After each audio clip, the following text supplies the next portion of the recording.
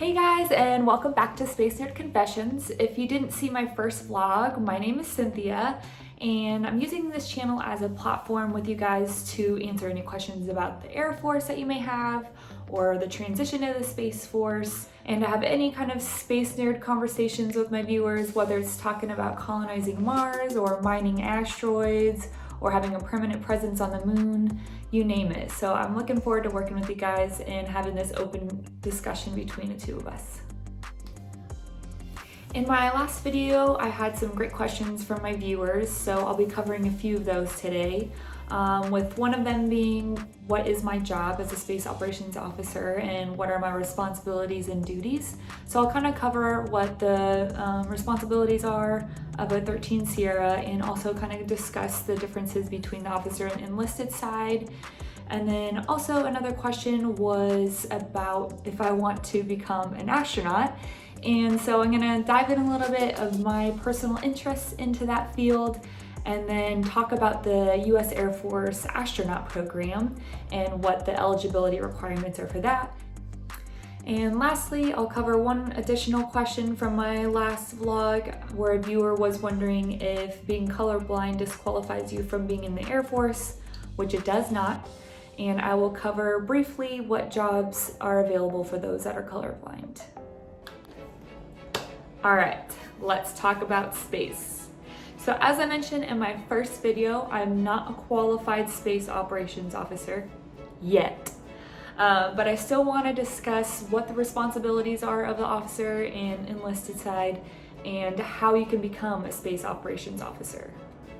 So as I start talking about the space operations career field, in the officer and an enlisted side, they're both pretty similar as far as job description wise.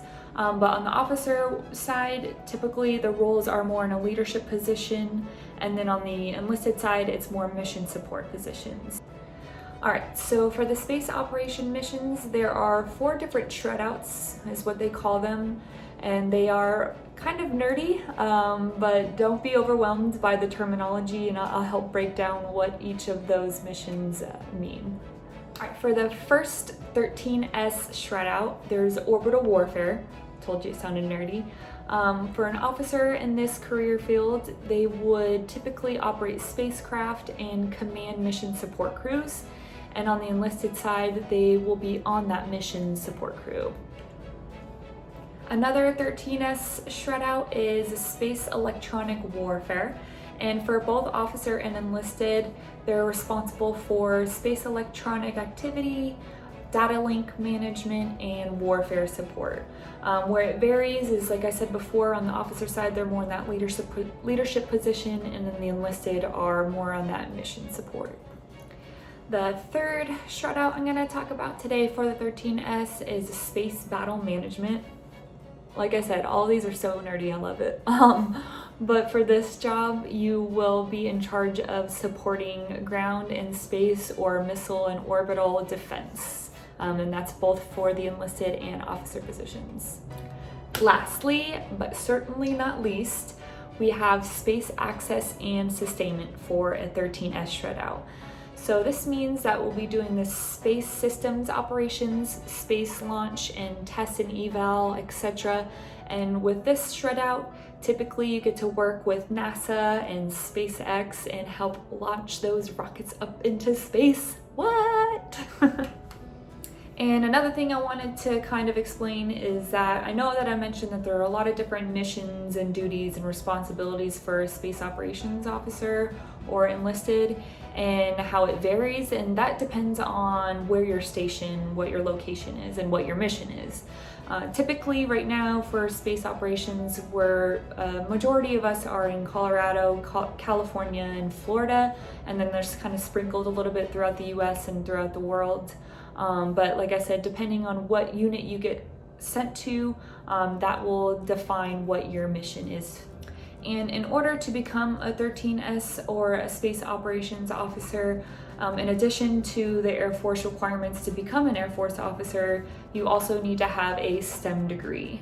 And then for the enlisted side, for the space operations, you need to have a minimum of algebra class from high school. One last thing about the space operations career field that I'd like to note.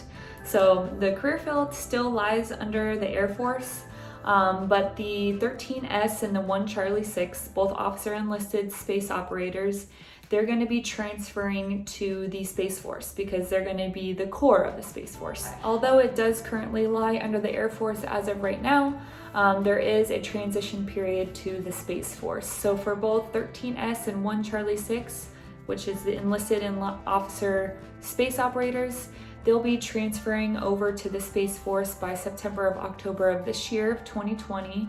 And then in the next couple of years, the Air Force will dissolve the space operations positions on their side. So hopefully that helped you understand a little bit more about the mission and day-to-day life of a space operator, both on the enlisted and on the officer side. And now for our next topic, the Air Force Astronaut Program. What? There's such a thing? The Astronaut Nomination Program, or the ANP, is when NASA directly works with the United States Air Force to hire astronauts, and that is either with officer or enlisted personnel, which I didn't know. So before I go into the eligibility requirements, I guess I'll answer the question from a viewer before in the interest of me becoming an astronaut. So I wouldn't say yes and I wouldn't say no, but I'm also going to prepare myself for if that becomes something that I do want to do later on in my life. So I want to finish my master's degree, learn a language, maybe get some flight hours in, and see if it's something that I am interested in. And that way, if that day does come, 5-10 years down the road, I have the qualifications for it. So I'll probably reassess in 1 or 2 application iterations. The iterations are typically every 4 years for the ANP. The most recent was this year of 2020, so they're projecting for the next one to be in 2024 for when they are looking for more applications. All right, so what does it take for Air Force personnel to become a NASA astronaut? Well, there's a handful of eligibility requirements. Starting it off with being active duty and a U.S. citizen. You also have to have 5 years time in service or military service. And then you have to have a master's degree in a STEM career field. I think you see a trend here. And then if you have to have 2 years of experience in that field, but if you don't, you can have 2 years applied towards a PhD program. And then you need to be able to pass a NASA physical. And then lastly, there is an online assessment. And if you're really interested in this application process, NASA looks for applicants that have test pilot experience or test pilot engineering experience. Those that live by the Air Force core values of integrity first, service before self, and an excellence in all we do. They also love PhDs, and that's probably something I'm going to be looking into in the next 5 years or so. And lastly, they do look for experience with checklist discipline, which Air Force is already pretty heavy in, luckily. And those active duty Air Force, if you do have any additional questions on the ANP program, you can look up on MyPers or on the portal. And for the last question I'll be answering today, a viewer asked if being colorblind disqualifies you from being able to join the Air Force, and that is false. So there's actually 46 different jobs that you can be qualified for to be in the Air Force. These listed jobs came straight from a recruiter, so they are very accurate and up to date, and they include intel, avionics support, public affairs, maintenance, different medical jobs, paralegal, contracting, and finance, and more. If you want to know more specifically what you qualify in, you can go to airforce.com and get in touch with the recruiter. But if you do have any other questions that I can reach out to a recruiter and ask them myself, I can do that as well. All right, let's wrap things up with my Space Nerd News update. And this week we're going to be talking about last week's SpaceX launch for the Starlink satellites. So the successful SpaceX mission launched 60 Starlink satellites up into low Earth orbit, bringing the grand total of satellites up to 482, and with a long-term goal of 12,000 Starlink satellites. Holy moly. And the purpose of these satellites is to one day provide high-speed internet all around the world and even in remote locations. Crazy, right? If you want to know more information on this Starlink mission, there is a link below. Get your nerd on. And a teaser for next week's vlog, I'm going to be talking about the Space Force. More specifically, why we need it, what career fields are involved, what the timeline is going to be looking like, the training is going to be looking like, the transfer of the Air Force into the Space Force, what career fields are going to be transferring, and how much of the career fields are going to be transferring over. And lastly, I had a viewer also ask about my previous job as an intelligence analyst, so I'll briefly go over the different intelligence career fields and give you a better idea of what those are.